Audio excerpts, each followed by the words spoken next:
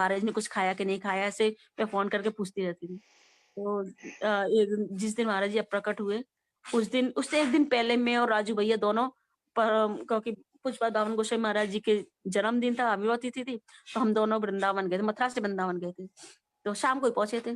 तो सुबह-सुबह मैं नहा धो के मंगला आरती के लिए मुझे जाना है, तैयार हो रही थी सुबह नहा धो के, एक फ़ोन आया मेरे पास में, तो मैंने उसको फ़ोन को रिसीव नहीं किया, वो मिस्ड कॉल बन के रह गया। मैं क्या मेरे को देर हो रही है मंगला आरती में आने। तो मुझे नहीं पता था कि ये समाचार देने के लिए शायद किसी का फ़ोन आया, मुझे तो पता ही नहीं था। तो मैंने उसको देखा भी नहीं, मैं कि बाद में देखूँगी, मैं मंगला आरती में देर हो रही है। जैसे मैं से दरवाज़ा क्या कहते हैं, कुंडी बंद करके अपने घर की कुंडी बंद करके मंदिर में रूप सनातन में जाने लगी, इतने में ब्रज सुंदरी दीदी आई और मैं ताला ही लगा रही थी अपने घर का। इतने ब्रज सुंदरी दीदी ने मेरे से कहा कि साधना, मैं क्या हुआ दीदी? गुरुजी नहीं रहे। मैं एकदम क्या कह रही हो आप? वो बोले मैंने मैंने कल तो मैंने बात की है महाराज जी ने, कल तो बोले कि कुछ खाया महाराज जी ने? बोले नहीं साधना। जब कहा ना गुरुजी नहीं रहे, तो उस समय मेरे हाथ में से ताला छूट गया।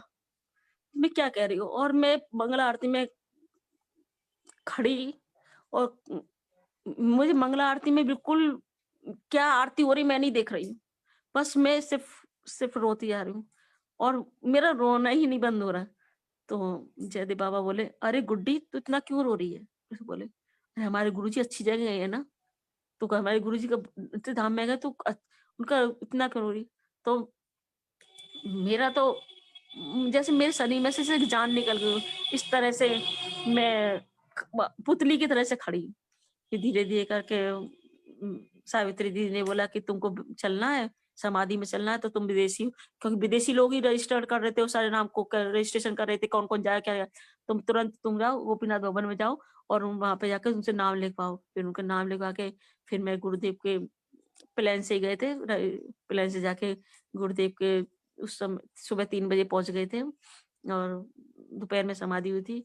जो अपने हाथ से ही सौभाग्य मिला कि कुछ पुष्प वगैरह कुछ अर्पण करने का मैंने गुरुजी के चरणों में अर्पण किया।